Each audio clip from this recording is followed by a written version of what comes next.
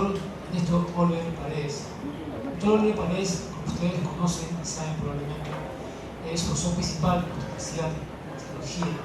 Ha sido paz decano también de la facultad.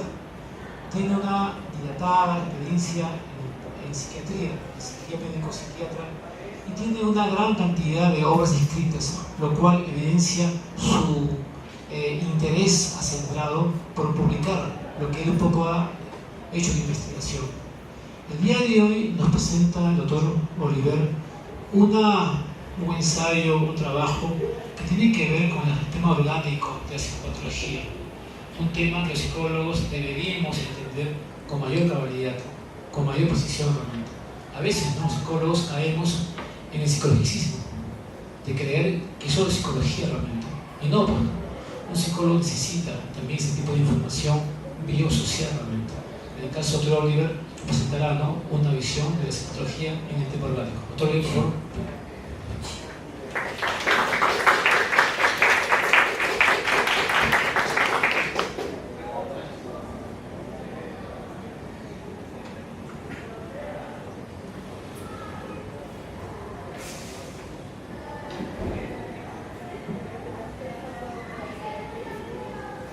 Muy buenos días. Agradezco las palabras de presentación del profesor Dante Gasolo Durán, secretario académico de la facultad. Y para mí es muy honroso estar ante ustedes. En mí existe una gran vocación docente y eso la plasmo, como dice el profesor Gasolo, en múltiples escritos, ensayos, apuntes que se hacen con la finalidad de formarlos a ustedes mucho mejor desde la perspectiva del área clínica. Como ustedes deben saber, la psicología es la ciencia que estudia el comportamiento normal. Ustedes son los expertos en el comportamiento normal. El comportamiento anormal o desviado es abordado por la psicopatología, y cuando este comportamiento anormal o desviado, ¿se escucha bien? Este comportamiento anormal o desviado perdura, se hace más incisivo, entra a trabajar la psiquiatría en el tratamiento psicofarmacológico de las entidades que en este caso ya son enfermedades mentales, ¿no? El comportamiento normal es un equilibrio de factores muy importantes, como los sociales, los familiares, los económicos, los biológicos. Es un equilibrio. Cuando este equilibrio quiebra, se da la psicopatología. Cuando se quiebra mucho más, se da el tratamiento psiquiátrico. Como muy bien decía el profesor Gasolo, ustedes tienen la obligación de conocer, saber y manejar algunos términos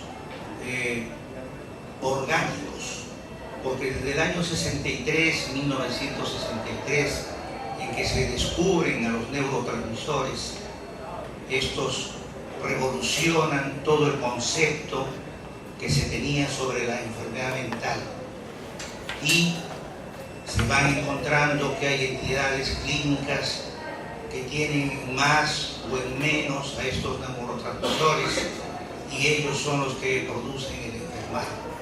Como si esto fuera poco, lo genético también interviene, y lo genético tiene mucho valor. Hay lugares donde se hace un diagnóstico precocísimo de alguna entidad de carácter genético, pulsando el líquido amniótico y estudiando su estructura cromosomal. Entonces, todo esto nos hace ver lo importante del enfoque orgánico. Yo les voy a agradecer que todos me escuchen nada más, porque al finalizar la reunión les voy a repartir el documento que voy a leer a grandes rasgos, porque la terminología es compleja y eso tiene un doble mensaje para ustedes.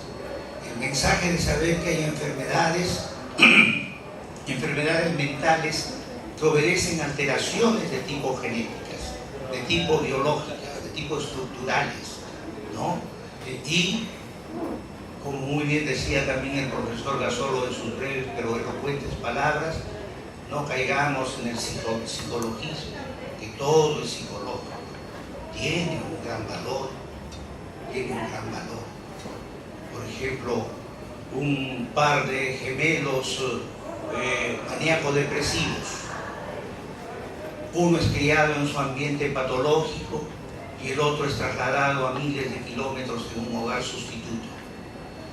Es muy probable que la enfermedad maníaca depresiva la presente con mayor intensidad el que vive en el hogar patológico, y el que vive en el hogar lejano pueda tener atisbos o se equilibre o no la presente, pese a la gran carga biológica y genética que tiene.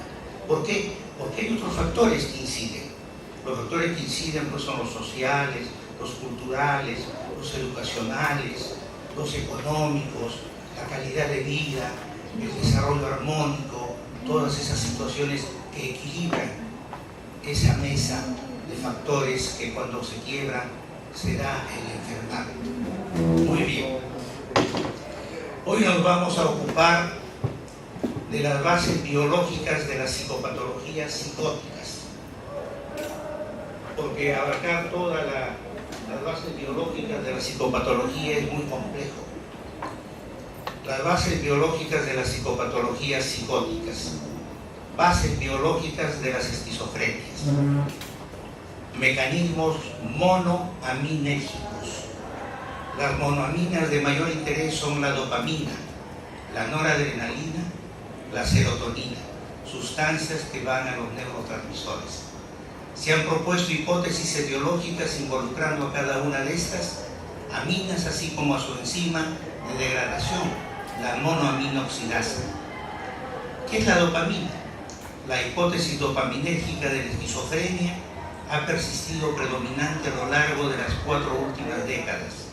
La convicción creciente de que los agentes antipsicóticos actúan terapéuticamente, disminuyendo la transmisión dopaminérgica central, condujo a la teoría dopaminérgica de la esquizofrenia. En su forma más simple, la teoría explica la esquizofrenia como una hiperactivación de las vías dopaminérgicas cerebrales. Sin embargo, aunque existen innúmeras evidencias experimentales de un exceso de la actividad dopaminérgica o de un aumento de los niveles de dopamina en las sinapsis centrales de los sujetos esquizofrénicos, se basa en la idea de que los efectos terapéuticos de los psicofármacos antipsicóticos son debidos a la acción sobre los receptores dopaminérgicos, bloqueándolos y por lo tanto reduciendo la transmisión dopaminérgica. El grado y potencia del bloqueo es paralelo a su eficacia clínica. El concepto de un sistema dopaminérgico hiperactivado está avalado por la acción de sustancias agonistas dopaminérgicas que agravan o inducen cuadros psicóticos como la anfetamina, la L-dopa, el disulfurán, el metilfenidato. Tengan ustedes mucho en consideración cuando llevan el curso o han llevado el curso de biología humana, el abarcar y abordar el concepto de los neurotransmisores, la noradrenalina. Los cuerpos celulares de las neuronas noradrenérgicas se localizan principalmente en el locus coeruleus. La noradrenalina es producida a partir de la dopamina a través de la enzima dopamina beta hidrolasa. Existe una pérdida de neuronas noradrenérgicas que conducen al deterioro y a los síntomas negativos de la esquizofrenia. Se ha sugerido que un descenso en la actividad conducía a un aumento de la dopamina y una disminución de la noradrenalina, y que la neuroquímica de la esquizofrenia residía en este desajuste en el balance de las concentraciones. Se ha hallado una disminución en el líquido cefalorraquídeo de los esquizofrénicos, correlacionándolo con los síntomas negativos de la esquizofrenia y con la reducción ventrículo-cerebro observada en estos mismos pacientes. La serotonina. Se plantea una deficiencia en la función serotoninérgica en el sistema nervioso central. La base está en que la bufotenina o la ditilamina del ácido lisérgico, LSD, que son alucinógenos. La bufotenina se extrae del bufo, del sapo, y la dietilamina del ácido lisérgico es el alucinógeno más potente que se ha encontrado por síntesis. Ambas sustancias producen cuadros de sentirnos fuera de la realidad. Son alucinógenos muy potentes. Entonces, si yo me siento fuera de la realidad, soy un esquizofrénico, soy un psicótico. Entonces, por ello dicen, la base está en que la bufotenina o la dietilamina del ácido lisérgico, con gran semejante estructural, podían causar una psicosis similar a la esquizofrenia. Las concentraciones plasmáticas del triptofano precursor se encuentran reducidas en los esquizofrénicos. Dosis orales de triptofano más inhibidores de la monoaminoxidasa, que en un principio deberían evitar la inactivación cerebral, empeoraban significativamente los síntomas de algunos esquizofrénicos. Esto sugirió que en algunos pacientes la enfermedad podría estar asociada a un aumento más que a una disminución de la función de la serotonina. Entonces, las sustancias neurotransmisores funcionan en las patologías en incremento o en decremento y hasta ausencia. Entonces, eso hay que manejar psicofarmacológicamente. Es importante señalar que muchos neurolépticos se comportan no solo como antagonistas, sino también como antagonistas serotoninérgicos, neurotransmisores aminoacidérgicos. La GABA. La neurona GABAnérgica inhiben directamente a las neuronas dopaminérgicas en los ganglios basales. Por ello se propuso que este sistema se hallaba en esquizofrenia y que podría ser responsable de la hipotética hiperactividad dopaminérgica asociada a este mal. El glutamato. El ácido glutámico es el neurotransmisor excitador más extendido en el cerebro. La hipótesis glutaminérgica se remonta a cuando se propuso un modelo de esquizofrenia basado en los efectos psicótico-miméticos de la fenciclitina, una sustancia que inducía tanto los síntomas positivos como negativos de la esquizofrenia. La hipótesis de la interacción dopamina-glutamato plantea: 1. La fenciclidina proporciona un modelo muy idóneo de la esquizofrenia. 2. Los receptores glutaminérgicos se hallan distribuidos de una manera regular en el cerebro, hallándose en mayor concentración en las áreas en que se han relacionado con la esquizofrenia, como la corteza entorrinal, el hipocampo, la corteza frontal y el núcleo estriado. 3. En algunas regiones, como en el núcleo estriado, el sistema glutaminérgico actúa antagónicamente con el dopaminérgico. La dopamina inhibiría la actividad de las células del estriado y el glutamato las excitaría. Los neuropéptidos. Se han identificado más de 40 péptidos neuroreactivos. Algunos de ellos tienen acción similar a los neurolépticos. Se han estudiado post-mortem y de sus receptores en el cerebro de los esquizofrénicos. Se han cuantificado los neuropéptidos en el líquido cefalorraquídeo y ensayos clínicos son con neuropéptidos o con sus antagonistas. Las endorfinas, que son los neuropépticos, se ha propuesto que en la esquizofrenia existe un proceso de endorfinas basados en el hallazgo que algunos esquizofrénicos mejoraban al eliminar sustancias endorfínicas a través de la hemodiálisis, así como la eficacia clínica de la naloxona, un antagonista de los receptores opiáceos cerebrales. Sin embargo, no han podido ser replicados. Las colecistoquininas son neuropéptidos ampliamente distribuidos en el sistema nervioso central. Se aislaron del tubo digestivo, pero también se sintetizan a nivel cerebral. Se han identificado lugares de unión para las colecistoquininas en el córtex cerebral, hipotálamo y ganglios basales. La colecistoquinina se localiza además en las neuronas dopaminérgicas del área tegmental ventral y la sustancia nigra. Se piensa que un déficit de ellas podría conllevar una hiperactividad dopaminérgica. Neuroanatomía y neuropatología de la esquizofrenia. Este resurgimiento se basa en dos pilares. Uno, el notable avance en la técnica de la neuroimagen, como la resonancia magnética, la tomografía axial computarizada, las técnicas de neuroimagen funcional, como la tomografía de emisión de protones, la tomografía computarizada por emisión de fotones simples, la resonancia magnética funcional. Mediante estas técnicas se han demostrado la existencia de alteraciones estructurales y funcionales en el cerebro del paciente esquizofrénico. B. La demostración in vivo mediante la tomografía axial computarizada. Se encuentra dilatación ventricular y atrofia cortical en la esquizofrenia, quedando establecido que lesiones estructurales más frecuentes no son progresivas y que son el resultado de una alteración precoz en el neurodesarrollo, consecuencia de una hipoplasia y de alteraciones en la arquitectura celular del cerebro. Eso es lo concerniente a las esquizofrenias. Las bases biológicas de los trastornos del estado de ánimo, prioritariamente la depresión. En los últimos 10 años se ha acumulado gran cantidad de información sobre las bases biológicas de diversas enfermedades mentales. Los más serios derivan de estudios de pacientes diagnosticados de depresión mayor sometidos a diversos marcadores biológicos disponibles. La mayor dificultad en este campo de investigación ha sido sin duda la selección de la muestra de pacientes más que el diseño de métodos biológicos específicos.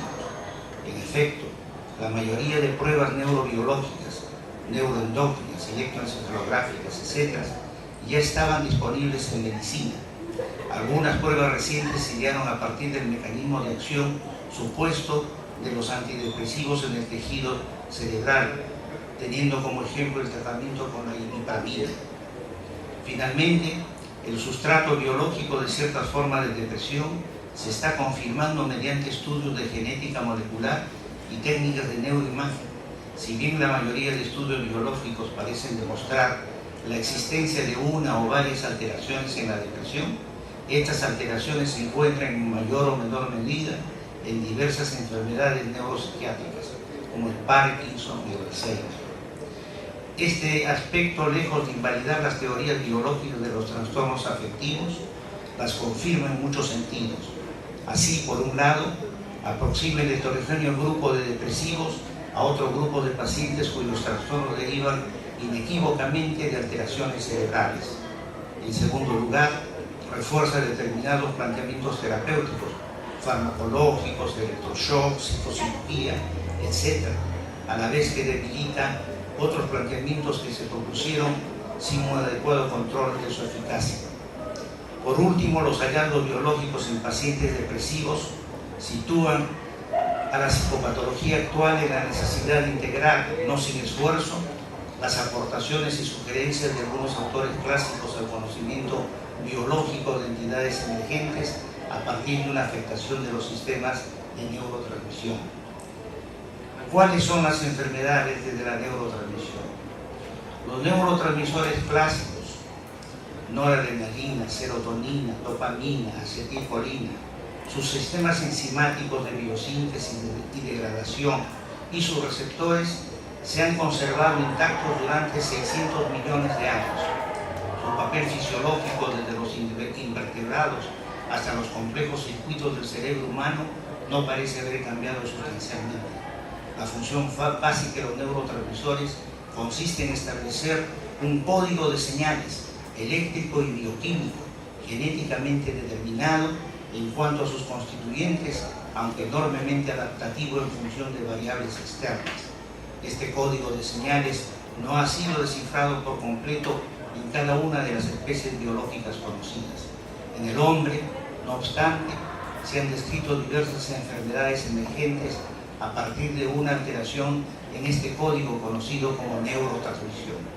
En efecto, las anomalías en la neurotransmisión de aminas biógenas y de la transmisión de hormonas se identificaron clínicamente antes de que se elaboraran hipótesis relevantes sobre su sustrato bioquímico. En cambio, La terapéutica racional de las enfermedades de la neurotransmisión se inició a partir del diseño de fármacos capaces de actuar con mayor o menor selectividad. Un claro ejemplo lo encontramos en la enfermedad de Parkinson. De las enfermedades mentales, inicialmente consideradas, comillas, psicológicas, la esquizofrenia y la depresión unipolar y bipolar son vistas hoy en día como, comillas, enfermedades de la neurotransmisión. Existen suficientes evidencias clínicas y experimentales que avalan esta afirmación. Sin embargo, el papel exacto de los neurotransmisores en su patogenia está todavía sujeto a constante debate.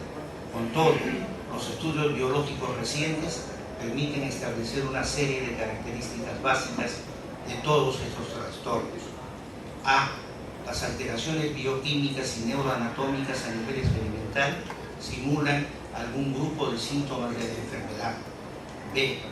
Esta inducción biológica es parcial o totalmente reversible mediante fármacos que actúan en el individuo enfermo, corrigiendo parcial o totalmente los síntomas de la enfermedad. C. A nivel clínico, los estudios genéticos demuestran una elevada heredabilidad de la mayoría de las enfermedades de la neurotransmisión. D. Se disponen de marcadores biológicos de especificidad variable que correlacionan con el diagnóstico, tratamiento y seguimiento de los pacientes. Con el fin de establecer una taxonomía provisional de estas entidades según el grado de movilización bioquímica, se sugirió la existencia de 3 grandes grupos de enfermedades de la neurotransmisión. 1. Enfermedades irreversibles, clásicamente denominadas degenerativas. Las características básicas de este grupo son: A. Una afectación neuropatológica amplia en la que están implicados virtualmente todos los sistemas y grupos neuronales mesencefálicos que se proyectan a la neocorteza. B. Las terapias de reemplazamiento de los neurotransmisores y o las terapias específicas con neurofármacos son muy poco eficaces. C. La clínica de estas entidades se caracteriza por la emergencia de síntomas que derivan de todas las áreas integradoras de la neocorteza, alteraciones en la memoria, atención, lenguaje, fusión visoespacial, etc., que dan lugar a un síndrome tradicionalmente conocido como demencia. Existe la evidencia en algunas formas clínicas de una elevada heredabilidad, aunque otras formas son secundarias a patologías no relacionadas primariamente con la neurotransmisión. El síndrome se inicia usualmente en la vida adulta. F. Se carece de modelos animales fiables que reproduzcan síntomas aislados del compromiso de áreas integradoras de la neocorteza. La enfermedad prototípica de este primer grupo es la demencia de Alzheimer, de las enfermedades irreversibles. 2. Enfermedades parcialmente reversibles. La enfermedad de Parkinson y la esquizofrenia serían entidades típicas del segundo grupo. Sus características básicas serían: A. Los sistemas de neurotransmisión implicadas son primariamente los subgrupos dopaminérgicos de ganglios basales y el sistema mesolímbico respectivamente. B. Se disponen de fármacos que parcialmente revierten la sintomatología clínica en determinados casos. C. En ambos trastornos se han descrito síntomas deficitarios, incluidos los del deterioro personal y social a medida que el tiempo transcurre. D. Se ha demostrado un fuerte componente genético en la esquizofrenia, siendo discutible en la enfermedad de Parkinson. E. Los modelos animales simulan algún grupo de síntomas aislados: distonía, temblor, catatonía, etc. Algunos autores incluyen en este segundo grupo el trastorno obsesivo compulsivo, el TOC, el trastorno de Gilles de la Tourette y otros que eventualmente podrían cumplir diversos criterios biofarmacológicos generales parecidos, aunque difieran desde un punto de vista psicopatológico clásico. 3. Las enfermedades reversibles. Finalmente, en el tercer grupo es posible incluir enfermedades como la depresión endógena, la melancolía y la manía, el trastorno bipolar, cuyas características según los criterios de neurotransmisión anteriores serían: A. Los sistemas neuroquímicos implicados son subgrupos neuronales del tronco del encéfalo, cuyos axones y terminales se distribuyen dorsalmente por la neocorteza. B. Se disponen de fármacos que revierten en un elevado porcentaje de casos, hasta el 80% de la sintomatología. C. La evolución a síntomas deficitarios o de demencia es muy rara, aunque se han descrito subgrupos minoritarios de pacientes particularmente graves o intratables con deterioro cognitivo. Este fenómeno puede explicarse bien por la coexistencia en un mismo paciente de enfermedades de la neurotransmisión del primer grupo o bien por variantes fenotípicas de la enfermedad. D. Los síntomas de ambas entidades tradicionalmente se incluyen en el concepto de alteraciones del humor o el ánimo o la timidez, excluyendo en ocasiones la participación de síntomas motores, cognitivos y autonómicos. E. Se ha demostrado un fuerte componente genético en ambas entidades y en su forma combinada como el trastorno bipolar. F. Si bien no se dispone de modelos animales apropiados que simulen estas entidades, los estudios experimentales han permitido elaborar hipótesis de cómo actúan determinados tratamientos farmacológicos. Por otra parte, aunque el perfil clínico de los pacientes de estos tres grupos de enfermedades de la neurotransmisión es enormemente distinto, su comportamiento frente a las medidas terapéuticas biológicas es relativamente similar.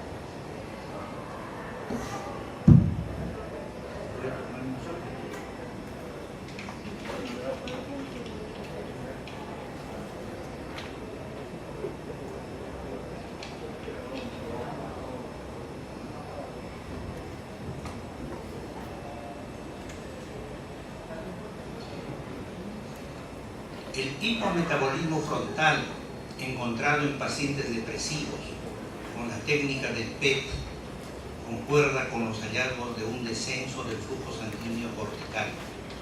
En un estudio posterior, Baxter y colaboradores observaron tanto en depresivos unipolares como en bipolares un descenso del metabolismo en el lóbulo prefrontal derecho en comparación con sujetos sanos en una revisión del tema, concluyendo en lo siguiente. 1. La alteración del metabolismo cerebral en los pacientes depresivos constituye una anormalidad dependiente del estado que parece remitir paralelamente a la mejora clínica. 2. El hipometabolismo prefrontal es similar en depresivos, unipolares y bipolares, pero significativamente distinto del metabolismo hallado en controles normales y en pacientes con trastornos obsesivo-compulsivos. 3. El grado de afectación metabólica correlaciona con las medidas clásicas de severidad y el perfil clínico de la depresión endógena, a la que llamamos melancolía. Los ritmos circadianos del sueño. Se han descrito en sujetos humanos dos momentos biológicos relacionados con una temporalidad o regularidad.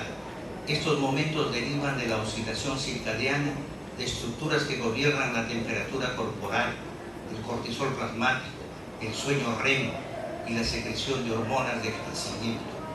Una de estas estructuras se ha localizado en el núcleo supraquiasmático del hipotálamo.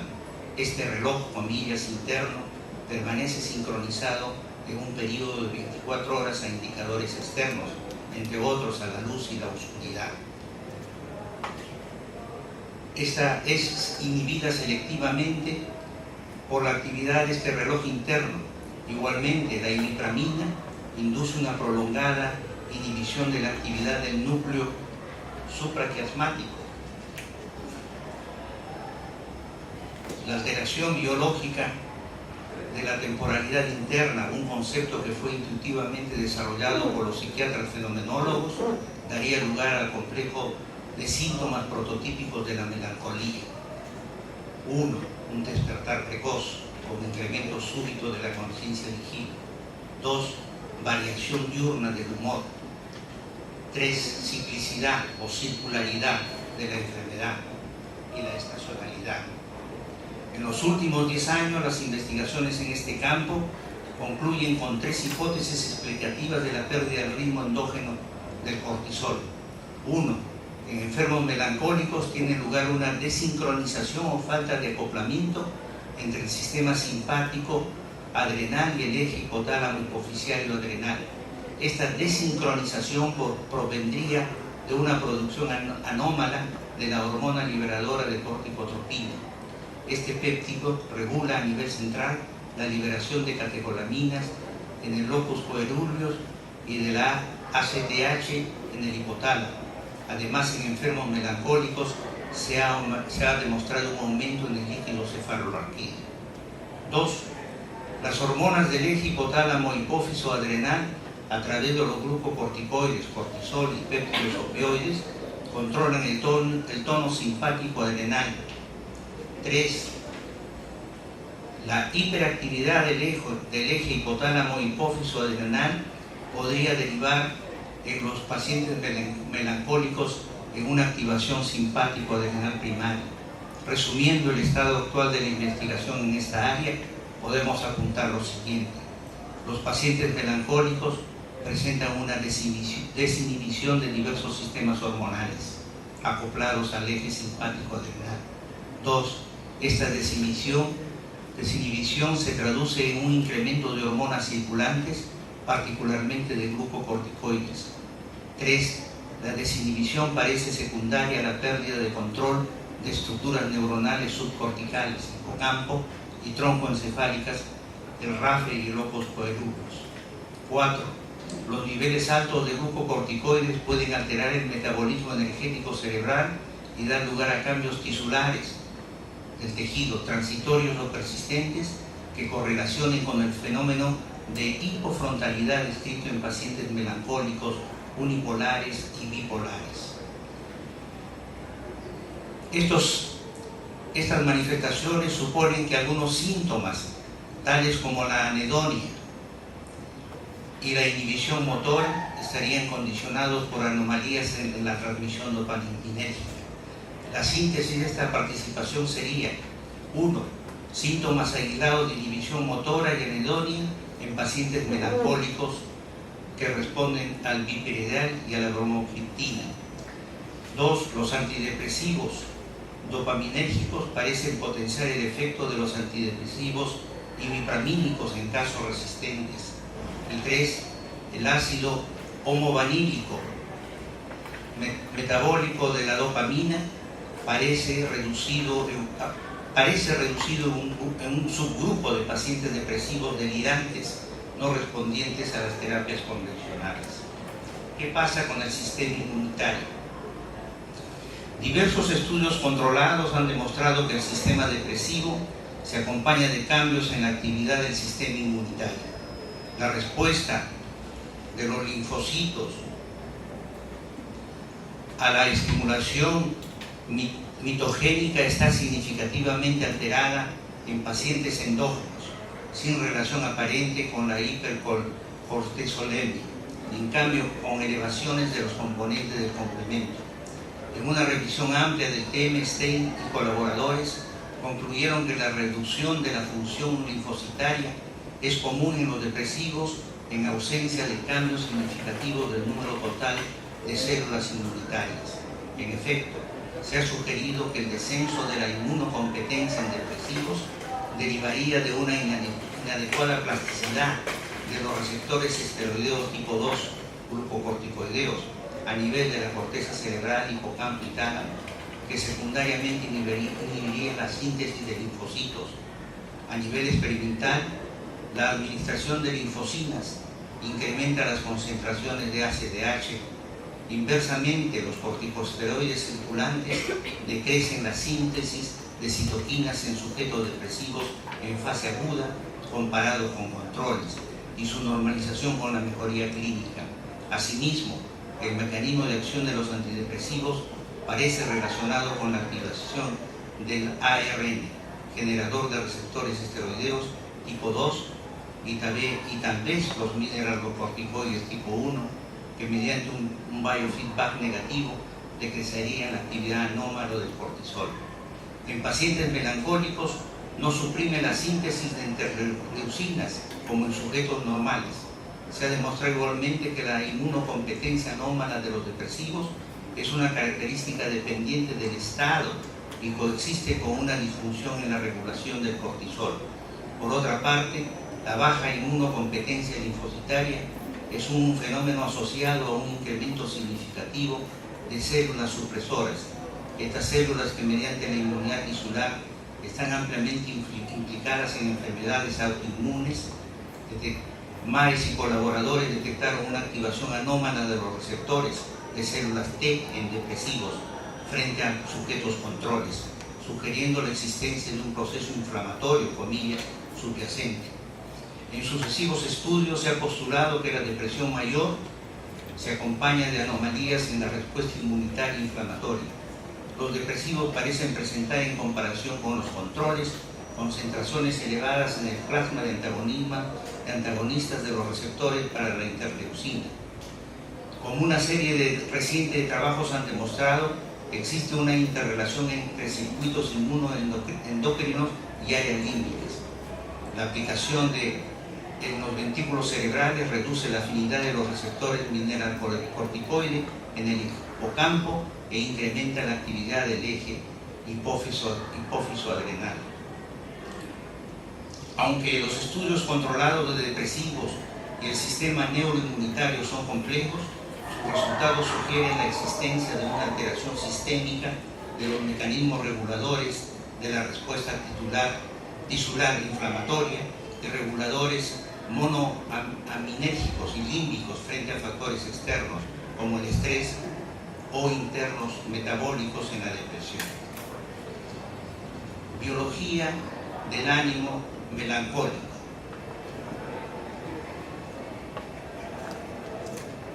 Y ahí vamos a ver. La cualidad distinta y la sinesia afectiva tradicionalmente, la cualidad distinta del humor y la autonomía, no reactividad del humor, se han considerado criterios demarcatorios de la melancolía con otras formas de depresión. Ambos sistemas, junto a la anedonia, se recogen con mayor o menor énfasis en los criterios modernos de diagnóstico. El último síntoma, desde la perspectiva neurobiológica, se supone dependiente de alteraciones en estructuras hipotalámicas reguladoras de determinadas conductas afectivas de aproximación versus rechazo. Los dos primeros, en cambio, no parecen tener una explicación sencilla o convincente mediante argumentos neurobiológicos. En efecto, a pesar de existir muchos datos fiables o indicadores biológicos como algunos de los que hemos mencionado, se desconocen los mecanismos químicos primarios que propician el peculiar ánimo melancólico. La cualidad distinta de este ánimo tradicionalmente se definió como una experiencia nueva, incomparable a otras experiencias emocionales comunes en la población general. Los enfermos melancólicos no parecen poder identificar su estado emocional a ninguna experiencia conocida previamente. Emplean términos como ánimo incontrolable, extraño, su posible alivio, inexplicable, muerto en vida. Los clínicos clásicos se referían a este humor como el sentimiento de ausencia de sentimiento, de vacío nuclear. Algunos de estos clínicos consideraron a la experiencia melancólica abiográfica, sin vida, es decir, sin parangón alguna con otras emociones vinculadas al desarrollo emocional del individuo. Otro aspecto característico de esta experiencia es, a nuestro entender, la inmovilidad afectiva o asinesia afectiva. Minkowski llegó a afirmar: la tristeza melancólica no comporta ningún movimiento, de tal manera que la tristeza melancólica no es una pena modulable según las circunstancias vitales, sino que se mantiene penetrante y autónoma sin que el enfermo parezca capaz de poder adecuar su ánimo a cambios ambientales. De hecho, en sentido estricto, ni siquiera es una tristeza, sino una asinesia de las emociones. Otro aspecto relacionado con este último signo es la incapacidad basal para la acción, siendo su más llamativa consecuencia el célebre concepto de anedonia. Se completa este perfil con la sensación subjetiva de intemporalidad o de detención temporal. Si bien las bases neuroanatómicas de este perfil clínico no se reconocen, diversos sistemas cerebrales parecen implicados en la capacidad del individuo en la movilización de sentimientos y en la capacidad para actuar según planes futuros. aunque pueda parecer reduccionista, la idea de que los sentimientos del ser humano los puede, comillas, movilizar de la misma manera que moviliza las extremidades, esta idea tiene su base lógica.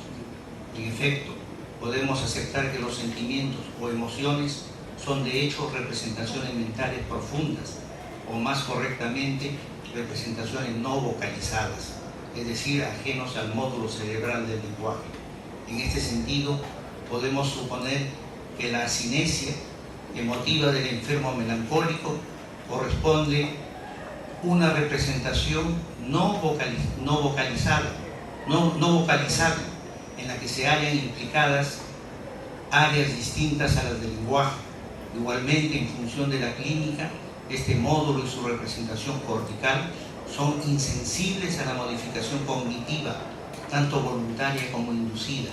Así, los enfermos melancólicos no responden a la psicoterapia precisamente porque su humor no se genera de la misma forma que aquella emoción triste del depresivo neurótico, ampliamente vocalizable.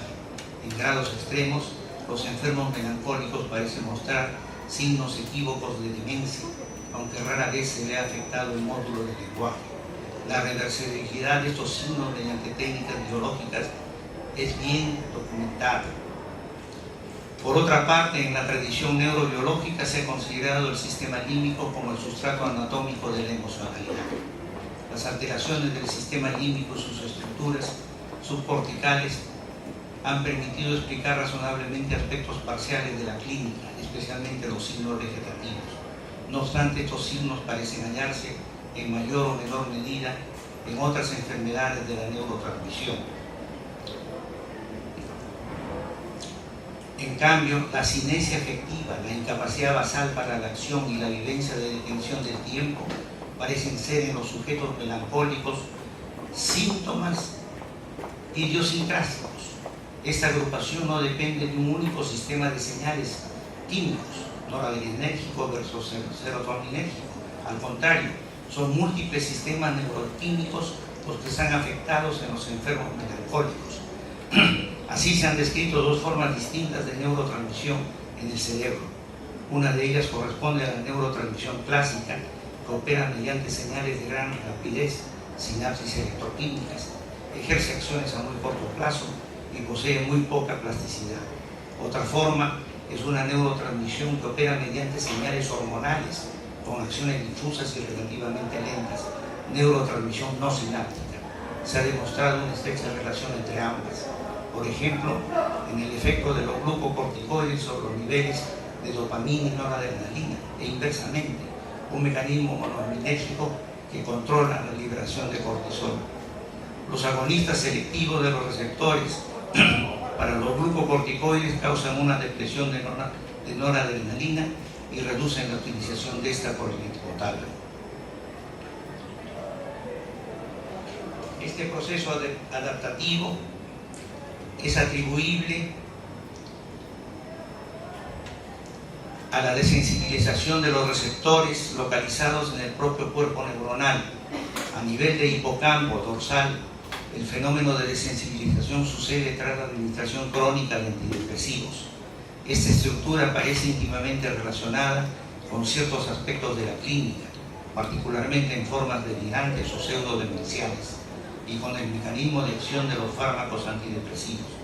El daño en el hipocampo y zonas afines produce alteraciones en la sensibilidad de receptores, en receptores de glucocorticoides y simultáneamente hipersecreción de cortisol. Por otra parte, la reducción de los lugares de unión de la corteza frontal de pacientes depresivos suicidas sugiere una relación entre la hipersecreción de y la subregulación de sus receptores compensatoriamente.